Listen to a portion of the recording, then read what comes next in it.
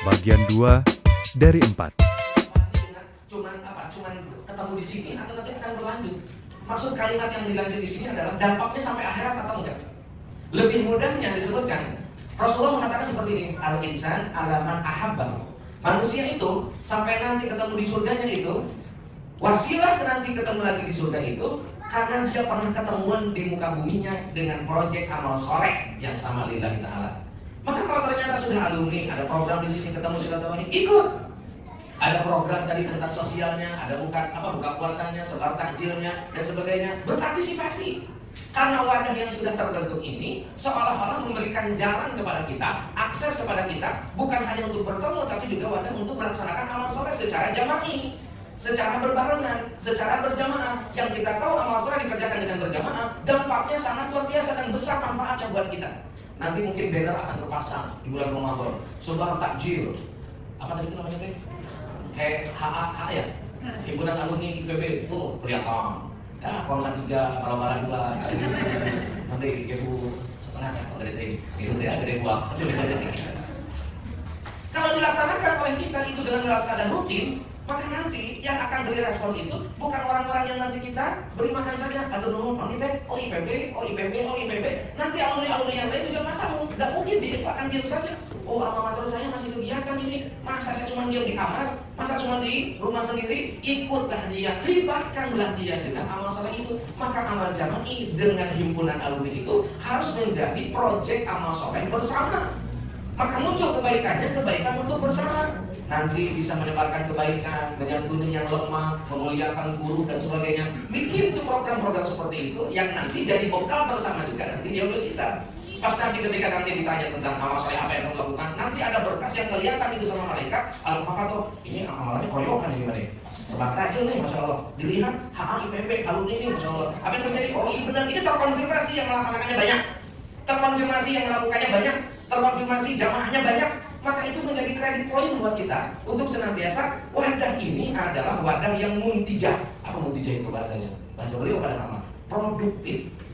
Harus produktif. Maka mau nggak mau kita nyebur dalam alumni ini, himpunan ini. Sekarang kita sedang ditunggu kontribusi kita apa, manfaat yang akan kita berikan apa. Bukan what do I get, tapi what do I give.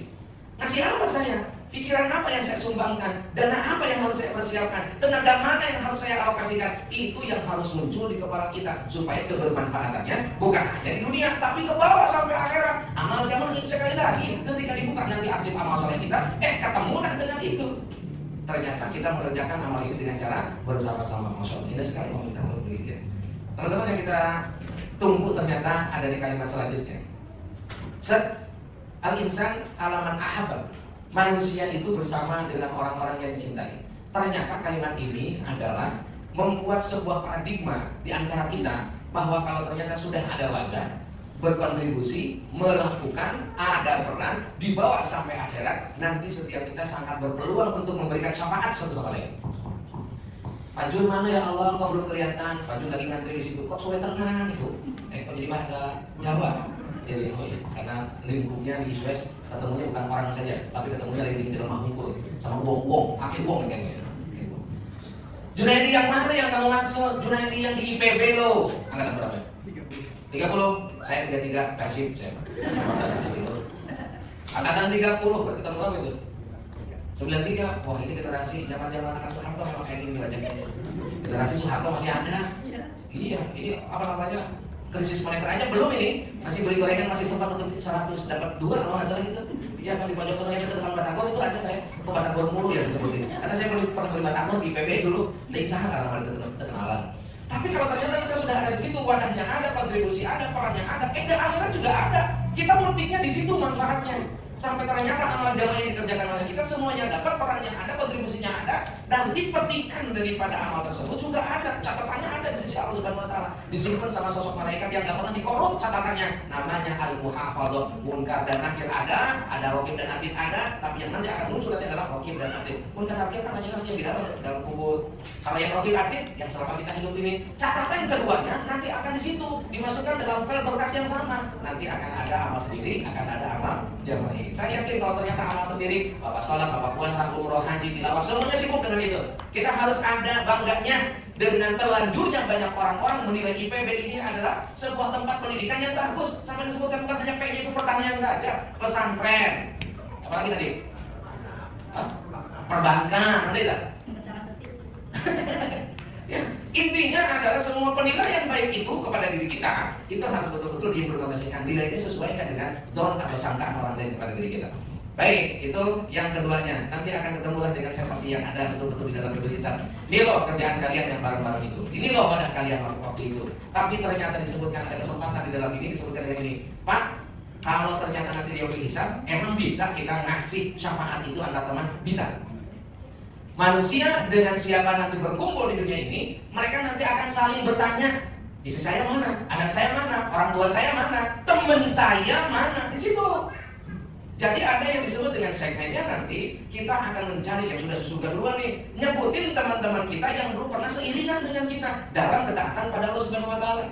Dan ini sedang membangun ketaatan itu ya Pak ya. Kita pikirkan bahwa ternyata ini bukan ngumpul doang, tapi merencanakan amal soleh apa yang nanti ke depan kita akan laksanakan. Kan gitu ya? Kalau lima jangan lupa, saya ikut. Saya bilang langsung catat aja dulu. Atau jadi lanjut ke IPB lagi, gua cari tukang kata gua tuh. Ada sebuah kalimat yang disebutkan tentunya di dalam Al-Quran, dan ini membuat hiburan kita itu betul-betul terasa hati kita ini diobati dengan kalimat ini. Pendek kalimatnya. Wa idzan nufusu zuwijat. Dan ketika manusia itu akan dikumpulkan lagi. Di dalam tafsir itu ada dua makna, ada dua pandangan. Pertama, an-nufus az-zuwijat, nanti manusia itu akan dihidupkan kembali dengan cara ruhnya akan dipertemukan dengan tubuh kita. Secara teori semuanya akan hancur. Mata hancur, hidung hancur, telinga hancur, kulit hancur. Yang sisa cuma tulang ekor. Yang sisa cuma tulang ekor. Dari orang yang dulu mati, yang dulu bakal sampai nanti kita mati, kemudian juga setelah kita juga ada yang mati, sampai kalau ternyata kerangka kita semua itu disatukan di sebuah tempat, rohnya tidak akan pernah salah tempat.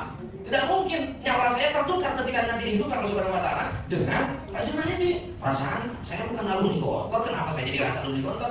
Nah, orang jadi rasa alumni IPB, tidak akan seperti itu. Kenapa? Setiap kita akan kembali lagi dengan ruh itu, ruh tubuh akan kembali lagi zuwijat, dihidupkan lagi. Yang kedua disebutkan zuwijat itu nanti kita akan diberikan kesempatan berkumpul dengan siapa kita pernah ketemu di muka bumi. Itu makanya nanti akan diberikan kesempatan itu. Mana teman saya yang divisi humas, mana teman saya yang bagian UMKM. Saya ingatnya itu aja tadi.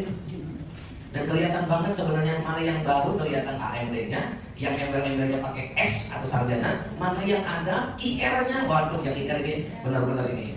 Ketemuannya sama Pak Joko Widodo lah. Ibu simpan baik-baik itu ijazahnya, nanti ditanya bener nggak ini ijazahnya? Iya, apalagi titelnya IR, Masya Allah. Ini parah banget kan nih bos. Sisanya Anda sudah mengikuti yang standar yang di belakang, bukan yang di depan, ya kan? Yang IR ini luar biasa, maka iya beliau yang IR ini luar biasa. Maka ketika masih ada tengah-tengah kita porotin ilmunya tuh, pengalamannya beda, dekannya beda, tahunnya beda, pengaruhnya beda. Selama ijazahnya asli itu aja. Asli ya? Alhamdulillah. Bisa dibuktikan di forensik kok, masalah lagi rame. Saya nggak bakal itu seperti itu.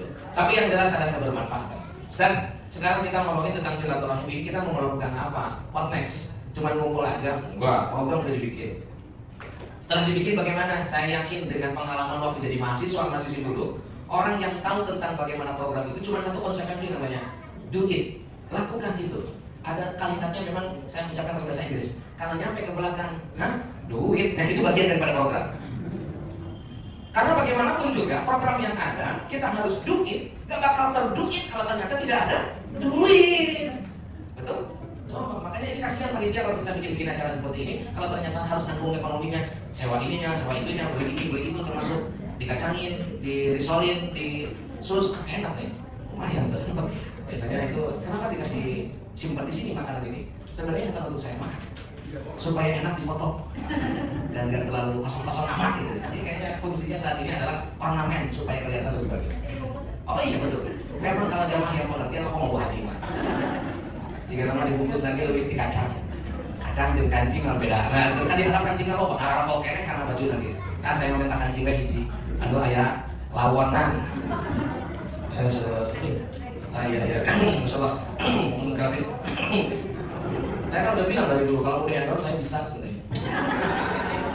Jadi model, tapi jangan dari monekin dibawa ke kilo gitu kan. Waktunya sebentar lagi.